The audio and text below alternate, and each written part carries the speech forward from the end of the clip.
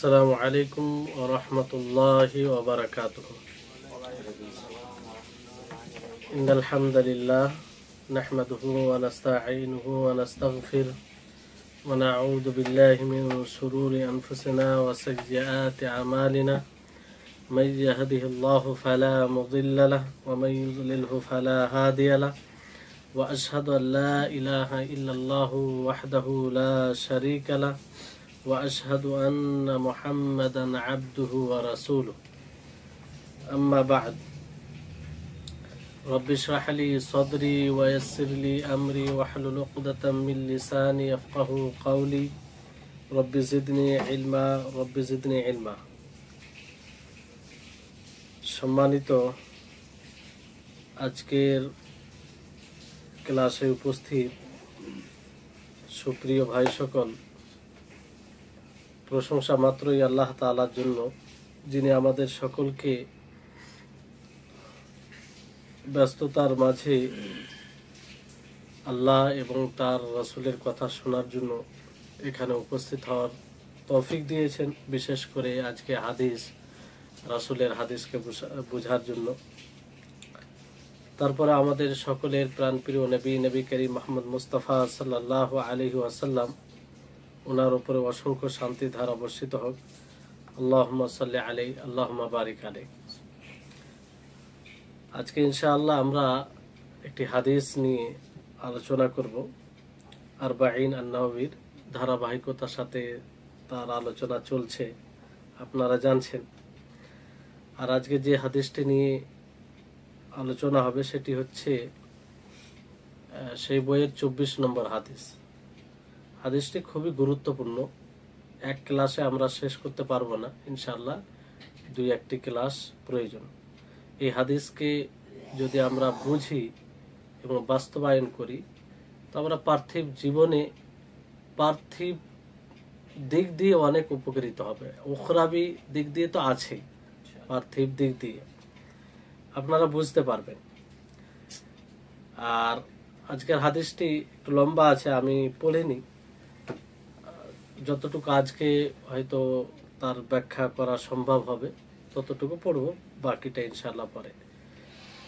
হাদিস হচ্ছে আন আবি যাররিন আল গিফারি রাদিয়াল্লাহু আনহু আনিন নবী সাল্লাল্লাহু আলাইহি ওয়াসাল্লাম ফীমা ইয়ারবিহি আন রাব্বিহি আযজা ওয়া জাল্লা আন্নাহু ক্বাল ইয়া ইবাদি ইন্নী হাররামতু যুলমা আলা নাফসি ওয়া জাআলতুহু বাইনাকুম মুহাররামান ফালা তাযালামু ইয়া ইবাদি কুল্লুকুম দাল্লুন ইল্লা মান হাদাইতুহু ফাস্তাহদুনি আহদিকুম ইয়া ইবাদি কুল্লুকুম জাইউন ইল্লা মান আত'আমতুহু ফাস্তাত'ইমুনি উত'iমুকুম ইয়া ইবাদি কুল্লুকুম রা'ইন ইল্লা মান কাসাউতুহু ফাস্তাকসুনি আকসুকুম ইয়া ইবাদি ইন্নাকুম তুখতিউনা বিল-লাইলি ওয়ান-নাহার ওয়া আনা আগফিরু যুনুবা জামিআ ফাস্তাগফিরুনি আগফির লাকুম।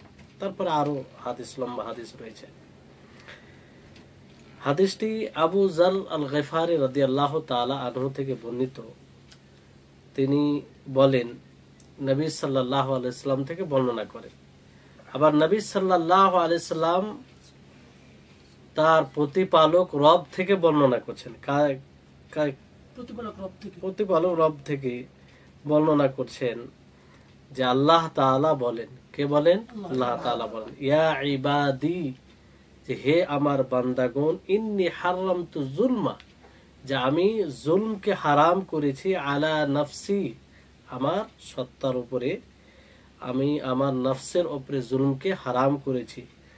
ওয়া জাআলতুহু বাইনাকুম মুহাররামান, আর তোমাদের মাঝেও এটা হারাম করেছি। ফালা তাযালামু, তো তোমরা এক অপরকে জুলম করো না, এক অপরকে জুলম করো না।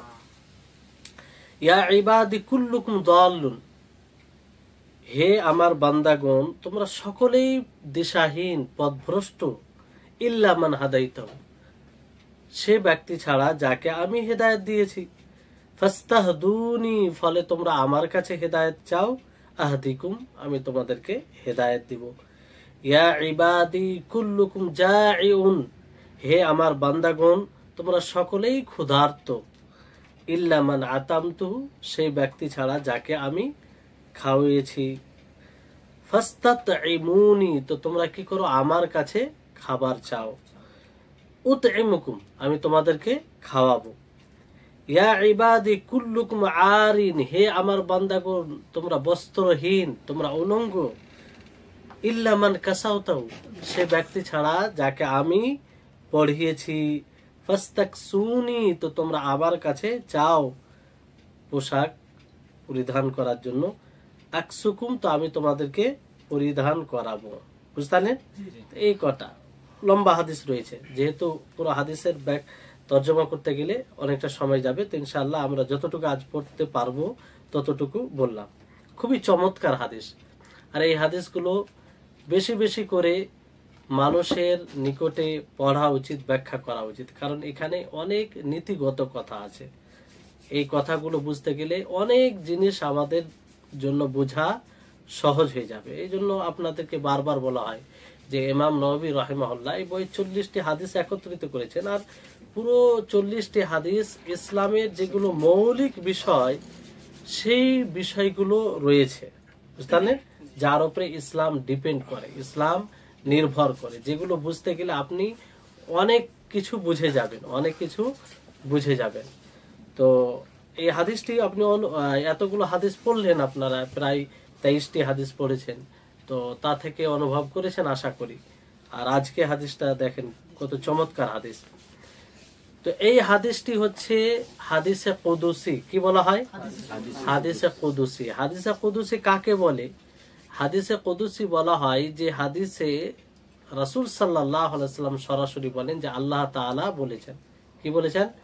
আল্লাহ তাআলা বলেছেন, আল্লাহ তাআলার পক্ষ থেকে বর্ণনা করছেন, সেই হাদিসকে হাদিসে কুদুসি বলা হয়। এক্ষেত্রে আমাদের জানা উচিত যে দিনে যা কোরআন বলেন, হাদিস বলেন, ওহী, তাই না? তো ওহী 3 প্রকার, একদিক দিয়ে 3 প্রকার। কয় প্রকার বললাম? 3 প্রকার। একটা ওহী হচ্ছে যে শব্দ ও অর্থ উভয়টা আল্লাহর পক্ষ থেকে, শব্দ ও অর্থ উভয়টা আল্লাহর পক্ষ থেকে, এটা কোরআনুল কারীম। এটা কি? কোরআনুল কারীম। কোরআনুল কারীমের শব্দ, অর্থ সবকিছু কার পক্ষ থেকে? আল্লাহ তাআলার পক্ষ থেকে। দ্বিতীয় হচ্ছে যে অর্থ আল্লাহ তাআলার পক্ষ থেকে, কিন্তু শব্দ আল্লাহর রাসূলের। শব্দ কার? আল্লাহর রাসূল। তো এটা কি? হাদিস। হাদিস, যেটা হাদিস রয়েছে সেই হাদিসের শব্দ কার? রাসূল সাল্লাল্লাহু আলাইহি সাল্লামের, কিন্তু অর্থ আল্লাহ তাআলার। তো এটাও একটা ওহী। আর এই শব্দ মাখলুকের মধ্যে যিনি সর্বোত্তম, তার শব্দ, যিনি ভাষা সুস্পষ্ট ভাষী ছিলেন, তার শব্দ, যিনার কথা সবচেয়ে উপকারী, তার শব্দ। বুঝতে পারলেন? কিন্তু অর্থ কার পক্ষ থেকে? আল্লাহ তাআলার পক্ষ থেকে হাদিস। তৃতীয় যেটা ওহী, সেটা হচ্ছে যে অর্থ আল্লাহ তাআলার পক্ষ থেকে, কিন্তু সেই অর্থ বর্ণনা করতে গিয়ে নবী করিম মুহাম্মদ সাল্লাল্লাহু আলাইহি ওয়াসাল্লাম সরাসরি কার দিকে নিসবত করেছেন? আল্লাহ তাআলার দিকে। যে আল্লাহ তাআলা বলেছেন, ক্বাল আল্লাহ, হ্যাঁ, অথবা ফিমা ইয়ারবি আন রাব্বিহি, এরকম শব্দ, ক্বালা রাব্বি, এরকম শব্দ দিয়ে যেখানে বলা হয় সেটাকে হাদিসে কুদুসি বলা হয়। কি বলা হয়? হাদিসে কুদুসি বলা হয়। বুঝতে পারলেন? এবার এখানে প্রশ্ন জাগছে যে এই হাদিসে কুদুসি এটা কি এর শব্দ? যেহেতু হাদিসে কি বলা হয়? হাদিসে কুদুসিতে আল্লাহ নবী বলেন যে আল্লাহ তাআলা বলেছেন। কে বলেছেন? আল্লাহ তাআলা বলেছেন, কিংবা আমার রব বলেছেন, কিংবা আমি আমার রবের পক্ষ থেকে বর্ণনা করছি, রিওয়ায়াত করছি, বর্ণনা করছি আমার রবের কাছ থেকে। তো এখান থেকে এই জন্য এই হাদিসকে, এই ধরনের হাদিসকে লক্ষ্য করে ওলামাগণ দ্বিমত করেছেন। বুঝতে পারলেন? অনেকেই বলেছেন যে এই ধরনের হাদিসের শব্দ হচ্ছে আল্লাহর পক্ষ থেকে। কার পক্ষ থেকে? আল্লাহর পক্ষ থেকে। অনেক ওলামায়ে কেরাম এই দিকে গেছেন যে শব্দ কার পক্ষ থেকে?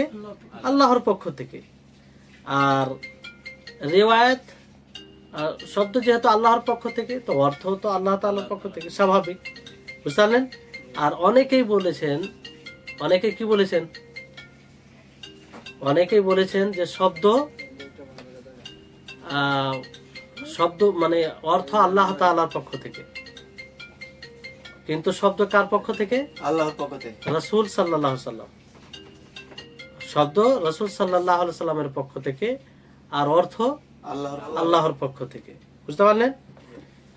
তো যিনারা বলেছেন যে ইবনে বাজ রাহিমাহুল্লাহ, তিনি এই মতের দিকে আছেন যে হাদিসে কুদসির শব্দ ও অর্থ উভয়টি কার পক্ষ থেকে? আল্লাহ তাআলার পক্ষ থেকে, বুঝতে পারলেন। আর ওনার কথা হলো, কিংবা এই পক্ষে যারা আছে তিনারা বলেন যে আল্লাহর পক্ষ থেকে বর্ণনা করা মানে কি? বর্ণনা করবে মানে আল্লাহ তাআলা যা বলবেন সেটাই না বর্ণনা করবেন। তো আল্লাহ তাআলা বলছেন ইয়া ইবাদি, যে হে আমার বান্দাগণ। তো এই কথা তো নবী সাল্লাল্লাহু আলাইহি সাল্লাম কি করে বলতে পারেন ইয়া ইবাদি, বুঝলেন? তারপরে যখন বলবে যে আমি অমুকের পক্ষ থেকে বর্ণনা করছি, রিওয়ায়াত করছি, তো এটা আসলে কি বোঝা যায়? যে যার থেকে বর্ণনা করছে তারই শব্দ হবে, তারই শব্দ হবে, বুঝতে পারলেন? তো এইভাবে তেনারা বলেছেন। কিন্তু যারা বলেছেন যে এটা আল্লাহর শব্দ, এখানে অনেক বিষয় আসে যে যদি আল্লাহর শব্দ মেনে নেওয়া যায় হাদিসে কুদসির, তো কোরআন এবং হাদিসে কুদসি বরাবর হয়ে গেল না? বরং কোরআনের চেয়ে উঁচু বিষয় হয়ে যাচ্ছে। কারণ কোরআন মাধ্যমে অবতীর্ণ হয়েছে। কোরআন কিসের মাধ্যমে? জিবরিল আলাইহিস সালামের মাধ্যমে। আল্লাহর নবী কি সরাসরি কোরআন শুনেছেন? না, জিবরিল আলাইহিস সালাম তার উপরে কোরআন তার কাছে নিয়ে এসেছেন আল্লাহর পক্ষ থেকে, তাই না? কিন্তু হাদিসে কুদসির বিষয়ে যদি আমরা বলি এটা আল্লাহর শব্দ, তাহলে সরাসরি হয়ে যাচ্ছে না, এখানে কোনো মাধ্যম হচ্ছে না। তাহলে কোরআন থেকে বেশি এটা উঁচু সানাদ হয়ে যাচ্ছে। উঁচু মানে আল্লাহর সরাসরি আল্লাহর কাছ থেকে আল্লাহ নবী শুনছেন, কিংবা আল্লাহ তাআলা তাকে বলেছেন। তো এটা একটা বিষয়। আর দ্বিতীয় বিষয় হচ্ছে, যদি হাদিসে কুদসি শব্দ বলা যায় আল্লাহ তাআলার পক্ষ থেকে, তাহলে এটা হেফাজত মানে একই থাকবে, এতে দুর্বল কিছু হওয়ার কোনো বিষয় নাই। অথচ হাদিসে কুদসির মধ্যে অনেক হাদিস রয়েছে দুর্বল, অনেক হাদিস দুর্বল আছে, অনেক হাদিস মওযু পর্যন্ত আছে। মওযু মানে সেটা আল্লাহর নবীর মূলত হাদিস নয়, অন্য কারো হাদিস, কোনো মানব রচিত কথা আল্লাহর নবীর দিকে নিসবত করে বলা হয়, বুঝতে পারলেন?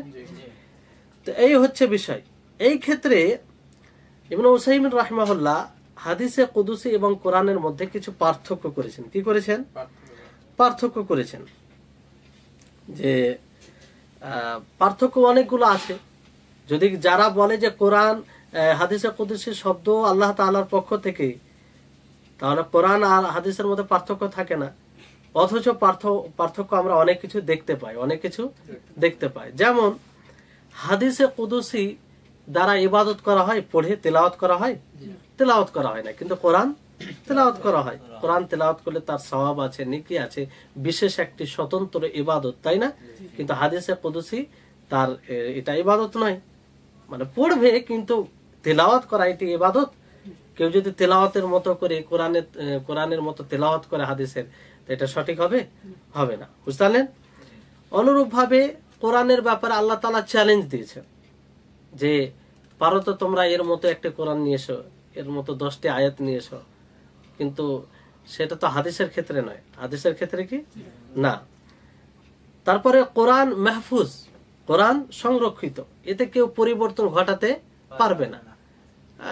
আয়াতে একাধিক আয়াতে আল্লাহ তাআলা নিজে বলেন ইন্না নাহনু নাযালনাল কুরআনা ইন্না নাহনু নাযালনা যিকরা ওয়া ইন্না লাহু লাহাফিজুন, যে আমি কোরআনকে নাযিল করেছি, আমি তার হেফাজত করব, বুঝতে পারলেন?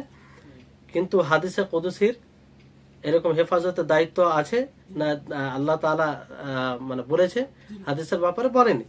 আর যদি বলতো তাহলে হাদিসে কুদসি যায়ীফ কেন হতো, মওযু কেন হতো? মানুষ হাদিসে কুদসির নামে নবীর হাদিস নয়, অথচ নবীর হাদিস বলে প্রচার করে। আল্লাহ তাআলার যদি শব্দ হতো, তাহলে তার মানে হেফাজতের দায়িত্ব কিংবা কোরআনের মতো হয়ে গেলে সেটাও সংরক্ষিত থাকতো, কিংবা এরকম বিষয় ঘটতো না। অথচ যেগুলো দুর্বল মওযু হাদিস সেগুলো পার্থক্য করা হয়েছে। আল্লাহ তাআলা দ্বীনের পুরো দ্বীনের হেফাজতের দায়িত্ব নিয়েছেন। কোরআনের হেফাজতের দায়িত্ব মানে কি পুরো দ্বীনের হেফাজতের দায়িত্ব। এমনটা হবে না যে মানুষ কিয়ামত পর্যন্ত এমন জিনিসের উপর আমল করবে আর সেটা দ্বীনের অংশ নয়। মানুষ সমস্ত ওলামায়ে কেরাম, নির্ভরযোগ্য ওলামায়ে কেরাম সেটাকে দ্বীনের অংশ মনে করবে, দুর্বল হাদিসের, যায়িফ হাদিস, মওযু হাদিসের উপর আমল করবে। বুঝলেন? এটা হবে না, কোনোদিন হবে না। এটা কিছু কিছু ওলামায়ে কেরাম থাকবে যে পার্থক্য করবে, এটা স্পষ্ট করবে, কারণ আল্লাহর দ্বীন মানে সুস্পষ্ট আছে, কিয়ামত পর্যন্ত থাকবে। বুঝতে পারলেন? তো এই হচ্ছে বিষয়। তারপর আরো অনেকগুলো পার্থক্য আছে, যেমন আপনার কোরআন তেলাওয়াত করা হয় সালাতে, কিন্তু হাদিসে কুদসি তা তেলাওয়াত করা হয় না। বুঝতে পারলেন?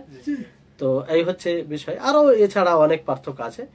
এই ক্ষেত্রে দেখা যায় ইবনে উসাইমিন রাহিমাহুল্লাহ এই মতের পক্ষে আছে যে কোরআন হাদিসে কুদসির শব্দ আল্লাহ তাআলার পক্ষ থেকে নয়, আল্লাহ তাআলার পক্ষ থেকে নয়, বরং অর্থ আল্লাহ তাআলার পক্ষ থেকে। বুঝতে পারলেন? তারপরে এখানে অনেকেই বলেছেন যে, যারা বলেছেন যে এটা আল্লাহ তাআলার শব্দ, মানে আল্লাহ তাআলার শব্দ, এটা হওয়া বেশি নিকটবর্তী, কাছে মনে হচ্ছে, হক বেশি মনে হচ্ছে, কারণ আল্লাহর নবী বলছেন যে আল্লাহ তাআলা বলেছেন।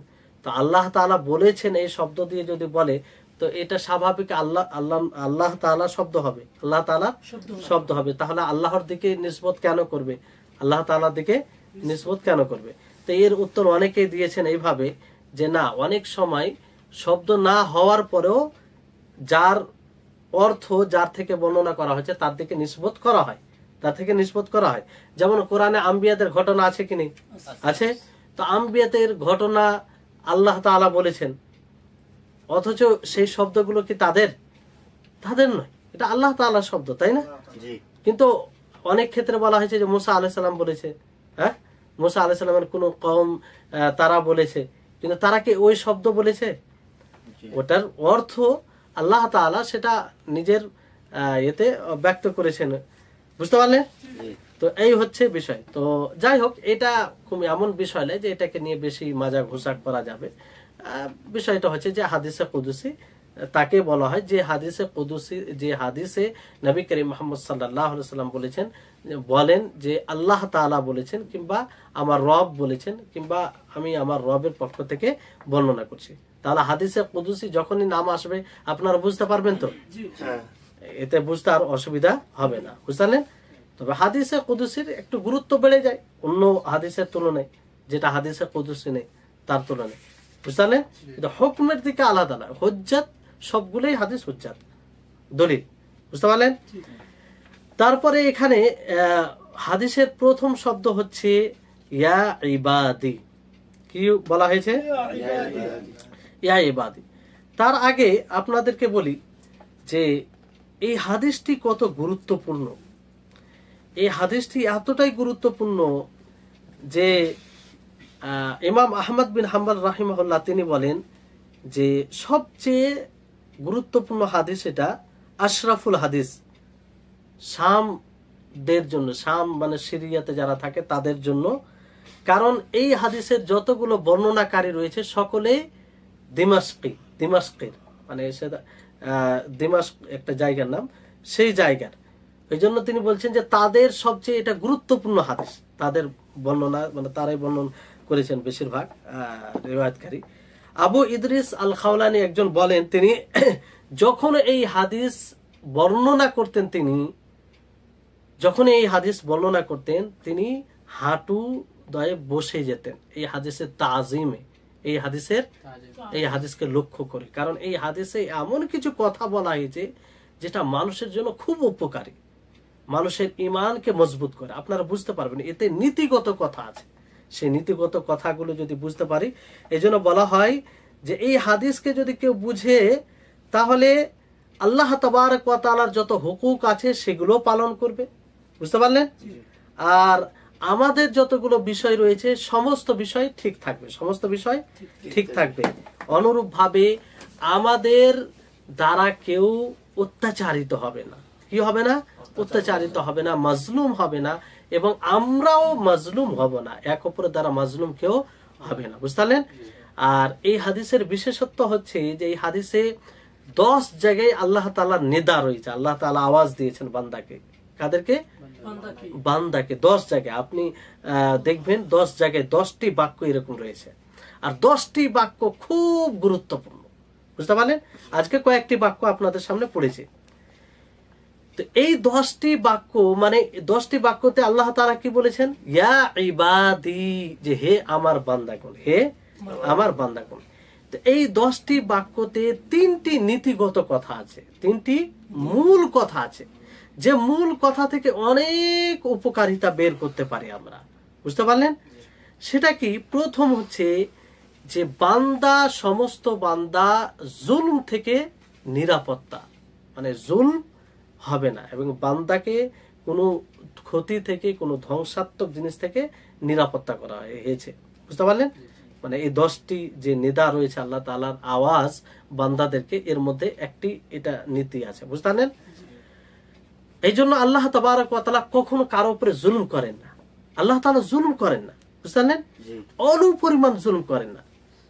আল্লাহ তাআলা বান্দাদের সাথে মামলা করেন কেমন ভাবে? ফজলের, অনুগ্রহের সাথে, মাফ করার সাথে, ইনসাফের সাথে।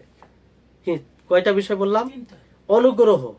আল্লাহ তাআলা বান্দার সাথে মামলা করেন কিসে? অনুগ্রহ করে, মাফ করে। তৃতীয় হচ্ছে ইনসাফ করে, জুলম করেন না, জুলম করেন না। এখানে পার্থক্য আছে যে দুনিয়াতে আল্লাহ তাআলা সকলের সাথে ফজল করেন, দুনিয়াতে আল্লাহ তাআলা সকলের সাথে ফজল করেন। দুনিয়াতে সকলের সাথে ফজল মানে কি? কাফের বলেন, হিন্দু, অমুসলিম, মুসলিম, সকলের সাথে।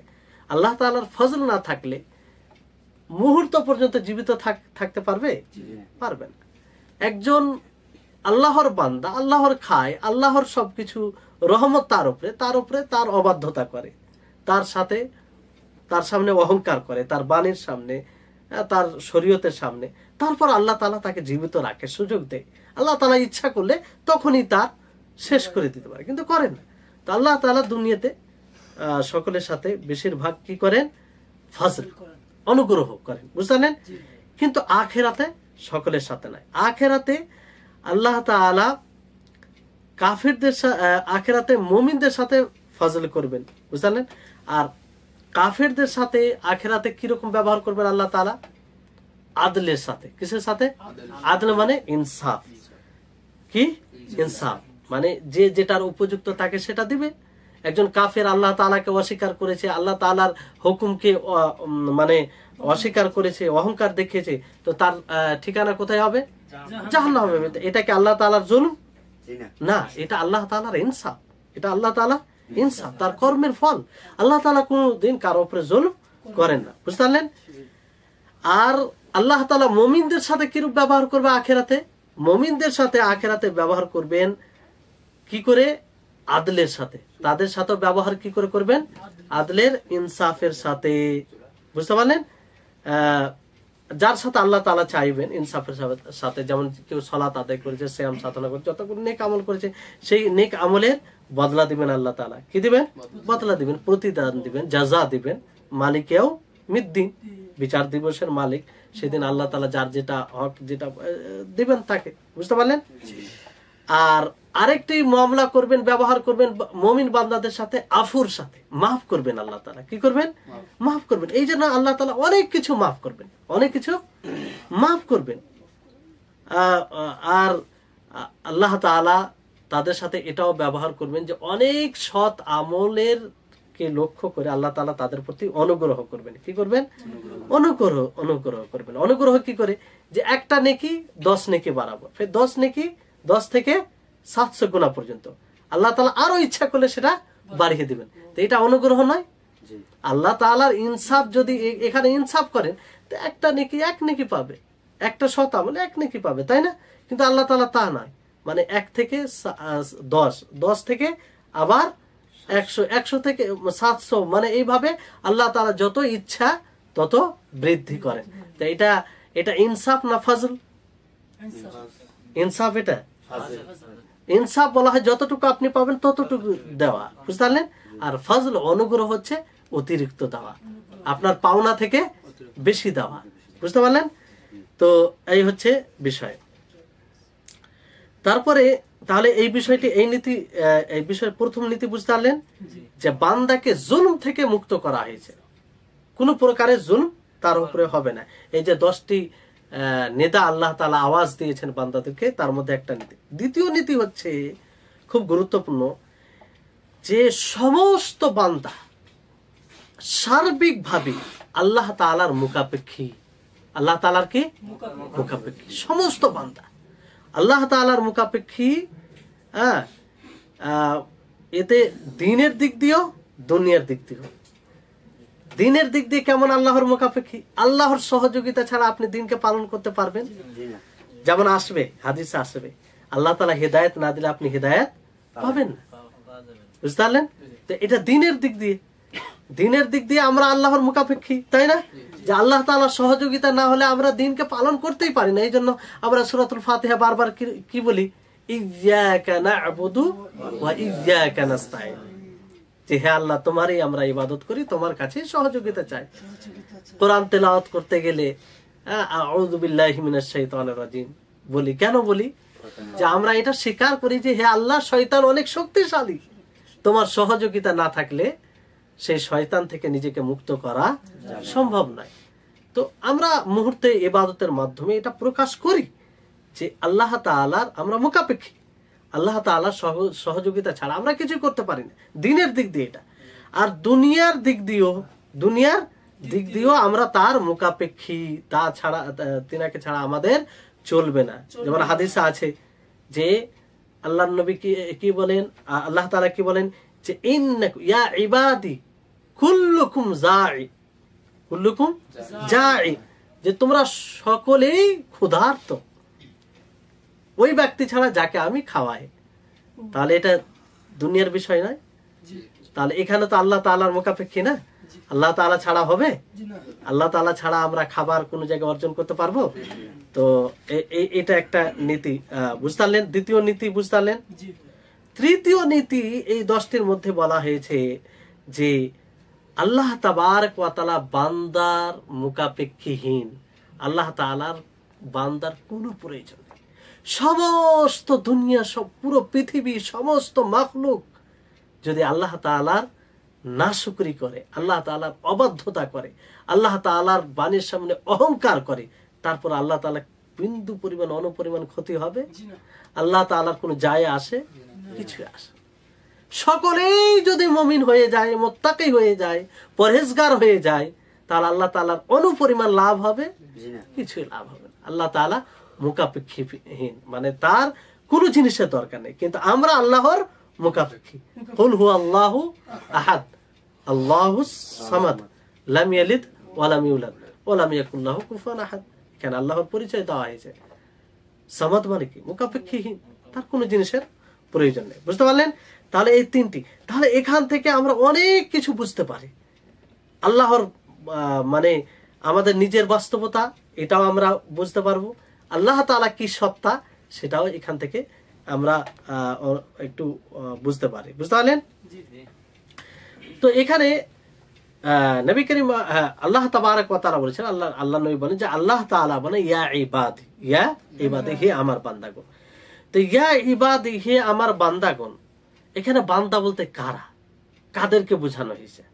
শুধু মানুষ না, শুধু জিন না, ফারিস্তাগণ না, আর অন্য কোনো মাখলুক? মাখলুক বলতে মানুষই না, আর মাখলুক আছে? কত রকমের মাখলুক আছে, তাই না? তো এই ব্যাপারে ওলামা বিদ্বানদের 3টি মত রয়েছে। কয়টি মত রয়েছে? 3টি। একটি মত হচ্ছে যে মানুষ এবং জিন এখানে উদ্দেশ্য। কারা উদ্দেশ্য? মানুষ এবং জিন। কারণ মানুষ এবং জিন তারা মুকাল্লাফ, তারা শরীয়ত মানতে তাদের উপর আল্লাহ তাআলা ফরজ করেছেন, তাই না? এই জন্য মানুষ ও জিন মানে তারা তো আল্লাহ তাআলার ইবাদত করবে, বুঝতে পেরেছেন? এই জন্য হাদিসে আগে আসবে বাক্যতে ইনসাকুম ও জিন্নাকুম, সকল মানুষ, সকল জিন, বুঝলেন?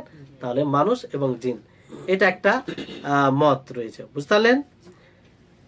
দ্বিতীয় মত হচ্ছে যে এই হাদিস থেকে ইয়া ইবাদি, হে আমার বান্দাগণ, এখান থেকে মানুষ, জিন এবং মালায়েকা, ফারিস্তাগণ। এবার ফারিস্তাগণ কেমন করে? কারণ ফারিস্তাগণ বান্দার মধ্যে অনেক সময় ছুপিয়ে যায়, কি যায়, মানে অদৃশ্য ভাবে থাকে, বুঝতে পারলেন? আর জান্না ইয়াজুন্নু, মানে যে মানুষের দৃশ্য থেকে গায়েব থাকে, দেখতে পায় না, তাকে জিন। এই জন্য জিনকে জিন বলা হয়, যে আমরা তাদেরকে দেখতে পাই না, অনুরূপভাবে ফারিস্তাগণকে দেখা যায় না, বুঝতে পারলেন? তো এই ক্ষেত্রে বলেছেন যে এই ইবাদি বলতে ফারিস্তাগণ এবং মানব ও জিন, বুঝতে পারলেন? 3 প্রকারের মাখলুক। তৃতীয় মত যেটাকে প্রাধান্য প্রাপ্ত ওলামায়ে কেরাম বলেছেন, সেটা হচ্ছে যে এখানে সমস্ত মাখলুক যতগুলো মাখলুক আছে, অর্থাৎ ইয়া ইবাদি, হে আমার সমস্ত মাখলুক, বুঝতে পারেন? এবার ইবাদি শব্দ দ্বারা আল্লাহ তাআলা কেন সম্বোধন করেছেন ইবাদি, হে আমার বান্দাগণ? কারণ সকলেই ইবাদত করে। ইবাদত 2 প্রকার হয়। কয় প্রকার হয়? 2 প্রকার। একটা ইবাদত হচ্ছে মানে মানুষ বাধ্য হয়ে ইবাদত করে। কি করে ইবাদত করে? বাধ্য, তাছাড়া কোনো উপায় নেই। মানে মানুষকে ওই ইবাদত করতেই হবে। এজন্য আল্লাহ তাবারক ওয়া তাআলা একাধিক আয়াতে বলেছেন যে আসমান ও জমিনে যা কিছু আছে সবাই আল্লাহর বান্দা, মানে তারা আল্লাহর নিকটে বান্দা হয়ে আসবে। আর বান্দা কি হয়? যে আল্লাহর দাসত্ব করে, বুঝতে পারলেন? তো এটা এই হিসাবে মুসলিম, কাফের, হিন্দু, জৈন যা কিছু আছে সকলেই চলে আসবে। আর অন্য কোনো মাখলুক, বুঝতে পারলেন, মানব ছাড়া অন্য কোনো মাখলুক, তারাও এইভাবে আল্লাহর ইবাদত করে কি করে না? করে। তো এই জন্য যেটা ইবাদত ইখতিয়ার। দ্বিতীয় ইবাদত হচ্ছে যে ইখতিয়ার, যেটা মুমিন যারা আল্লাহ এবং তার রাসূলের অনুসরণ করে, অনুসরণ করে। তো এই ইবাদত থেকে মুমিন উদ্দেশ্য। কারা উদ্দেশ্য? মুমিন উদ্দেশ্য। তো মুমিন 2 উবুদিয়ত, 2 ইবাদতের দিক দিয়ে এর অন্তর্ভুক্ত হবে। মুমিন বাধ্য যেটা ইবাদত সেটাও করে, আর ইখতিয়ার যেটা শরীয়ত অনুযায়ী জীবনযাপন করা, সেটা ইখতিয়ার ইবাদত সেটাও করে, বুঝতে পারলেন? তো এই মতটি প্রাধান্য প্রাপ্ত। আল্লাহ তাআলা যে বলছেন ইয়া ইবাদি, হে আমার বান্দাগণ, অর্থাৎ হে আমার সমস্ত মাখলুক, বুঝতে পারলেন? তারপরে আল্লাহ তাআলা বলছেন ইন্নী হারামতু যুলমা আলা নাফসি, যে আমি জুলমকে নিজের নফসের উপরে কি করেছি? হারাম করেছি। কি করেছি? হারাম করেছি। জুলম কাকে বলা হয়? অত্যাচার। হ্যাঁ, কারো উপরে কোনো জিনিস চাপিয়ে দেওয়া। হ্যাঁ, আর কি বলেন? জোর করে কিছু নেওয়া। এইগুলো যতগুলো কথা আপনারা বললেন সবকিছু জুলমের মধ্যে, কিন্তু জুলমের আপনারা একটা দিক বললেন, পুরো সঙ্গে এলো না। জুলম বলা হয় যে জাআলু শাই ফি গায়রি মাওদিহি, যে কোনো জিনিসকে তার জায়গা ছাড়া অন্য জায়গাতে রাখা। আপনি বড়, তো আমাকে কি করতে হবে? শ্রদ্ধা করতে হবে, সম্মান করতে হবে। এই সম্মান না করে আপনার যদি বেয়াদবি করি, তো এটা কি হবে? জুলম হবে। ছোট, তার স্নেহ করতে হবে, তাকে আদর করতে হবে। সেটা না করে তার উপরে যদি কোনো অন্যায় করি, তাহলে এটা কি হবে? জুলম হবে, বুঝতে পারলেন? এটা জুলম। এটা এমন এক সংজ্ঞা যার মধ্যে ব্যাপকতা আছে কিনা, যে অনেক কিছু চলে আসবে এর মধ্যে। আর যতগুলো আপনারা কথা বললেন, এটা একটা জুলমের দিক, যে এটা একটা জুলম, এটা বলতে পারেন। কিন্তু পুরোপুরি বিষয় আসবে ওইভাবে আসবে না, যে কোনো জিনিসকে তার জায়গা ছাড়া রাখা, বুঝতে পারলেন? তার আসল যেটা জায়গা, সেটা সেই জায়গা না রেখে অন্য জায়গায় রাখা, এটা হচ্ছে জুলম। তো এই হাদিসে আল্লাহ তাবারক ওয়া তাআলা বলেন যে আমি আমার নফসের উপরে জুলমকে হারাম করেছি। আল্লাহ তাআলা নিজের নফসের উপরে কিছু জিনিসকে ওয়াজিব করেছেন, আবার কিছু জিনিসকে নিজের নফসের উপরে হারাম করেছেন। কি করেছেন? হারাম করেছেন, তাই না? তো এই হারাম করাটা মূলত আল্লাহ তাআলার পরিপূর্ণতার পরিচয়। আল্লাহ তাআলার এটা পরিপূর্ণতা, বুঝতে পারলেন? যে আল্লাহ তাআলা জুলুম করতে পারবেন অথচ জুলুম করবেন না। কেউ যদি এই আকীদা রাখে, এই ধারণা রাখে যে আল্লাহ তাআলা জুলুম করবেন না, অসম্ভব, তিনি জুলুম করতে পারবেন না, তাহলে এই আকীদা ঠিক হবে? ঠিক হবে না। তিনি জুলুম করতে পারবেন কিন্তু করবেন না, বুঝতে পারলেন? কারণ তিনি নিজের উপরে সেটা কি করেছেন? হারাম করেছেন। করবেন না, তিনি করতে পারবেন। আর যদি এটা কেউ বলে যে না আল্লাহ তাআলা জুলুম করতে পারবেন না, তো এটা কি আল্লাহর প্রশংসা হলো? আমি যদি বলি যে এই দেওয়াল মানে দেওয়াল শুনে না, কিংবা এমন কোন গুণের কথা বলি যেটার অপোজিট যদি না মানে আমরা, তাহলে সেটা প্রশংসা বলে গণ্য করা হয় না। যে জুলুম করতে পারবে না ও তো করবে না, স্বাভাবিক এটা না? শক্তি থাকার পরে যখন না করবে, যেমন আমি শক্তিশালী, আপনি আমাকে মেরেছেন, আমার উপরে অন্যায় করেছেন, তা আমি আপনাকে এই অন্যায়ের আমি প্রতিশোধ নিতে পারবো, আমার শক্তি আছে। তারপরে যদি আমি প্রতিশোধ না নিই, তাহলে এটা আমার প্রশংসনীয় কাজ হবে। আর যদি আমি দুর্বল, মানে কিছু করতেই পারবো না আপনার, আর আমি বলি যে তার উপরে আমি মানে তা বদলা নিলাম না, তাহলে এটা তো মানে বাধ্য, এখানে তো কিছু করা যাবে না, বুঝতে পারলেন? তো এই হচ্ছে বিষয়। তো এটা মানতে হবে যে আল্লাহ তাআলা নিজের নাফসের উপরে জুলুমকে হারাম করেছেন, মানে তিনি পারবেন কিন্তু করবেন না, তিনি পারবেন কিন্তু করবেন না। কারণ আল্লাহ তাআলা নিজে বলেছেন ওয়া মা রাব্বুকা বিযাল্লামিল লিল আবিদ, যে আল্লাহ তাআলা বিযাল্লামিল লিল ইবাদ। যাই হোক, আল্লাহ তাআলা আয়াতে স্পষ্ট করেছেন যে আল্লাহ তাআলা কারো উপরে জুলুম করেন না। কারো উপরে কি? যেমন আল্লাহ তাআলা অন্য আয়াতে সূরা কাহফে বলে ওয়ালা ইয়াযলিমু রাব্বুকা আহাদা, যে তোমার রব কারো উপরে জুলুম করেন না, জুলুম করেন না আল্লাহ তাআলা, বুঝলেন? তো এই হচ্ছে, আরো অনেক আয়াত আছে। তো কুদরত শক্তি থাকার পরও করেন না, এই বিষয়টি মনে রাখতে হবে, ঠিক আছে? যেমন আল্লাহ তাআলা বান্দার উপরে জুলুম করেন না, তার একটা দিক হচ্ছে যে আল্লাহ তাআলা কাউকে তার কারণ ছাড়া আযাব দেন না, আমল ছাড়া কাউকে আযাব দেন না। আল্লাহ তাআলা অযথা অনর্থক কোনো বান্দাকে আযাব দিবেন না, আযাব দিবেন না। আযাব দুনিয়াতে হোক আখিরাতে হোক, আযাব দিচ্ছে তার মানে এর পিছনে মাসলাহাত হিকমা আছে। মানে আখিরাতে যেটা আযাব অবশ্যই কর্মের কারণে, তার কর্মের কারণে। ও কারণে আল্লাহ তাআলা কেন জুলুম করবে বলেন তো? আচ্ছা, আমরা অন্যদের উপরে জুলুম কেন করি বলেন? জুলুম করাটা এটা একটা মানে দুর্বলতা। আমি আপনার উপরে জুলুম করব মানে আমার ভিতরে আপনার প্রতি শত্রুতা আছে, কিংবা আপনাকে আমি আশঙ্কা করি, আপনার ব্যাপারে ভয় করি যে ভবিষ্যতে আপনি আমার কিছু ক্ষতি করতে পারেন, আপনি আমার চেয়ে বড় হয়ে যেতে পারেন। কিন্তু আল্লাহর জন্য কি এগুলোকে বিষয় আছে?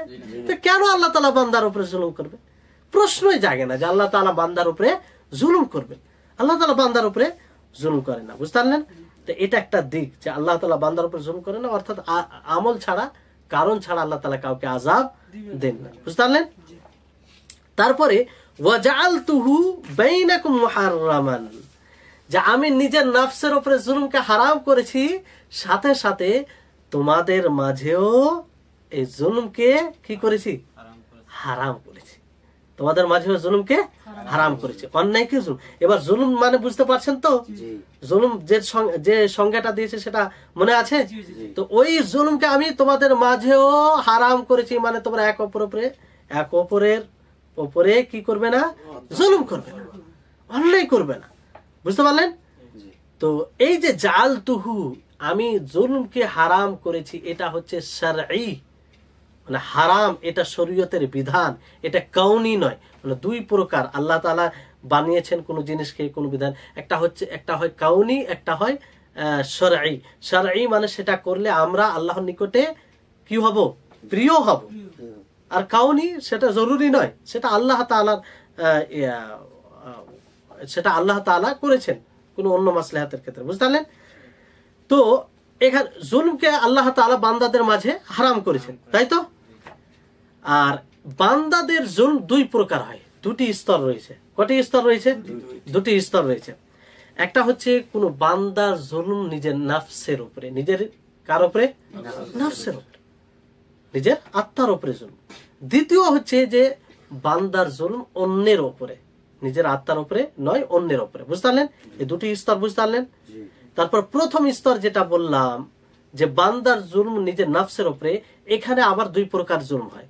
এখানে আবার কয় প্রকার জুলম হয়? দুই প্রকার জুলম হয়। যে বান্দার জুলুম নিজের নাফসের উপরে শিরক করে, আল্লাহর সাথে অন্য কাউকে শরীক করে। যেসব ইবাদত একমাত্র আল্লাহর জন্য করতে হবে, ইবাদত বলতে আল্লাহর জন্য করতে হবে, তা আল্লাহর জন্য করার জায়গায় অন্য কারোর জন্য করা, এটা কি হবে? শিরক। আল্লাহর সমতুল্য করে দেওয়া, আল্লাহর সমকক্ষ বানিয়ে দেওয়া, আল্লাহর কোন গুণে, আল্লাহ তাবারক ওয়া তাআলার কোন কর্মে, আল্লাহ তাবারক ওয়া তাআলার কোন নামে সমকক্ষ বানিয়ে দেওয়া, এটা কি? শিরক। কি? শিরক। তো এই শিরক করা বড় জুলম। এই শিরক করা কি? বড় জুলম। বুঝতে পারলেন? তো এই শিরক, এই জুলমকে আল্লাহ তাআলা মাফ করবেন? মাফ করবেন না। ইন্না শিরকা লা যুলমুন আযীম, যে শিরক হচ্ছে সবচেয়ে বড় জুলম, সবচেয়ে বড় জুলম। ইন্নাল্লাহ লা ইয়াগফিরু আন ইউশরাকা বিহি ওয়া ইয়াগফিরু মা দুনা যালিকা লিমান ইয়াশা, যার ব্যাপার আপনারা শুনেছেন আপনারা। বুঝলেন? আর যেটা আরেক প্রকার জুলুম হচ্ছে যে বান্দা জুলুম করে নিজের নফসের উপরে ওয়াজিবাত, যেগুলো হারাম কাজ, মানে হারাম কাজ, সে হারাম কাজগুলো করে, ব্যভিচার করে, চুরি করে, ডাকাতি করে, অন্যকে গালি দিয়ে, গীবত করে, এগুলো নিজের নফসের উপরে জুলুম নয় এটা? কারণ শাস্তির সম্মুখীন কে হবে? সেই তো হবে না, অন্য কেউ হবে? অন্য কেউ তো হবে না। তারপরে মানে ওয়াজিবাতকে ছেড়ে সালাত আদায় না করে, যাকাত না দিয়ে, হ্যাঁ, তারপরে মানুষের সাথে সৎ ব্যবহার, ভালো ব্যবহার না করে, এটা কার উপরে জুলুম? নিজের নফসের উপরে জুলুম না? নিজের নফসের উপরে জুলুম। এই জন্য আদম আলাইহিস সালাম যখন ভুল করেছিলেন, তো কি দোয়া করেছিলেন আল্লাহর কাছে? না, আদম আলাইহিস সালাম রব্বানা যালামনা আনফুসানা ওয়া ইল্লাম তাগফির লানা ওয়া তারহামনা লানাকুনান্না মিনাল খাসিরিন, যে হে আমার প্রতিপালক, রব্বানা যালামনা, আমি আমার নফসের উপরে, আনফুসানা, রব্বানা যালামনা আনফুসানা, আমি আমরা আমাদের নফসের উপরে জুলুম করেছি, অন্যায় করেছি, নিজের নফসের উপরে, তোমার অবাধ্যতা করে নিজের নফসের উপরে জুলুম করেছি। তো গুনাহ করে, পাপ করে নিজের নফসের উপরে জুলুম করা, কোন আল্লাহর বিধানকে না মেনে নিজের নফসের উপরে জুলুম করা, তো এই জুলুম এটা আল্লাহ তাআলার ইচ্ছার উপরে নির্ভর। আল্লাহ তাআলা চাইলে এটা ক্ষমা করবেন, আর না চাইলে আল্লাহ তাআলা তাকে শাস্তি দিবেন সেই অনুযায়ী। বুঝতে পারলেন? তো এটা। আর দ্বিতীয় প্রকার যেটা জুলুম বললাম আপনাদেরকে, যে বান্দা জুলুম করবে অন্যের উপরে, এর জন্য তো বদলা, এর জন্য বদলা হবে। বুঝতে পারলেন? তারপরে এই জুলমের বিষয়ে আরো কিছু গুরুত্বপূর্ণ বিষয় আছে, যেগুলো আমাদের জন্য খুব মানে গুরুত্বপূর্ণ বিষয়। ইনশাআল্লাহ আগামী ক্লাসে বলবো, যেহেতু কথা লম্বা হয়ে যাবে আর সময়ও নাই, সময় শেষ হয়ে গেছে। আল্লাহ তাবারক ওয়া তাআলার কাছে দোয়া করি যে হে আল্লাহ, তুমি আমাদের সকলকে উক্ত হাদিসে যে কথাগুলো বলা হয়েছে তার উপরে আমল করার তৌফিক দিন। আর আমরা সকলেই যেন নবীর হাদিসকে বুঝতে পারি। নবীকে জাওয়ামিউল কালিম তথা আল্লাহ নবী কম বলেন, শব্দ কম হয়, কিন্তু তাতে অনেক অর্থ নিহিত থাকে। সেই হাদিসগুলো যেন আমরা বুঝি, বুঝতে পারি, নিজে বুঝি, আমল করতে পারি, এবং অন্যদেরকে যেন অন্যদের নিকটে পৌঁছাতে পারি। ওয়া আখিরু দাওয়ানা আনিল হামদুলিল্লাহি রাব্বিল আলামিন। আসসালামু আলাইকুম ওয়া রাহমাতুল্লাহি ওয়া বারাকাতুহু।